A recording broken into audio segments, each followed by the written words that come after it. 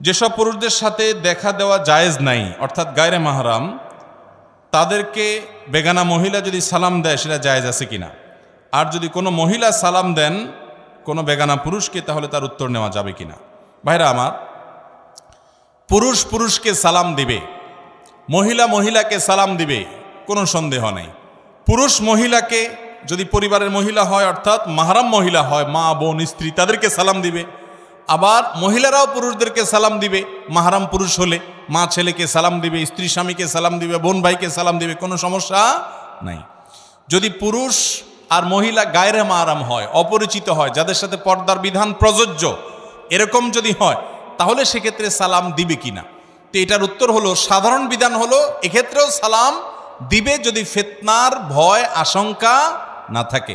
আল্লাহ রাব্বুল আলামিন নারীদের কণ্ঠে বিশেষ কোমলতা দিয়েছেন, এবং সেই কোমলতার কারণে অনেক পুরুষ, বিশেষ করে যাদের দিল যত বেশি রুগ্ন হয়, তাদের মনে তত বাজে কল্পনা, যাতে জল্পনা, বাজে চিন্তা আসে, এবং অনেক সময় ফিতনার দিকে চলে যায়, কথাবার্তা হয়, আলাপ সালাপ হয়, এরপরে হতে হতে আস্তে আস্তে দেখা যায় আরও অনেক হারামের দিকে মানুষ চলে যায়।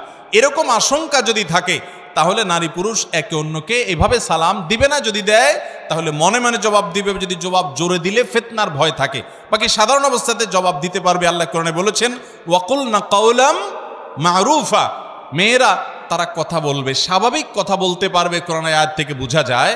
তো এই স্বাভাবিক কথার মধ্যে সালামও থাকে। এটা সাধারণভাবে যদি বলা হয়, কণ্ঠের মধ্যে বিশেষ কোমলতা সৃষ্টি করা না হয়, বিশেষ কোনো কৃত্রিমতা সৃষ্টি করা না হয়, কণ্ঠের মধ্যে বিশেষ ধরনের আকর্ষণীয় করে ওইটা যদি উপস্থাপন করা না হয়, নর্মালি এটা জায়েজ আছে। ফিতনার আশঙ্কা থাকলে এটা করাকে অনেক ইমামগণ, ওলামা ইকরাম মাকরুহ বলেছেন। কথা কি বুঝাতে পারছি? অতএব বেগানা পুরুষ বেগানা নারী একে অন্যকে সালাম যদি দেয়, ফিতনার আশঙ্কা নাই, জায়েজ আছে। কিন্তু ফিতনার আশঙ্কা আছে এরকম হলে, অর্থাৎ আপনার মনে বাজে চিন্তা আসতে পারে, একটা ইয়াং মেয়ে, ইয়াং ছেলে, নির্জন জায়গা, বা পরবর্তী তাদের সাথে পরিচয় হতে পারে, কথা সামনে বাড়তে পারে, এবং এই সাউন্ডের কারণে, ভয়েসের কারণে নিজেদের মধ্যে মনে বাজে জল্পনা কল্পনা আসার আশঙ্কা আছে, তাহলে সালাম না দেওয়াই উত্তম।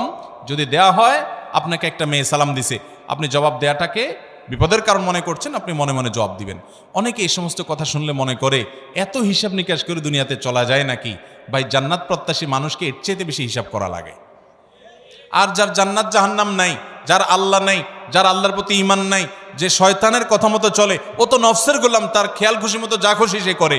আমাদের প্রতিটা পদক্ষেপে চিন্তা করতে, আর এটা একজন নারীর প্রতি সম্মান প্রদর্শন।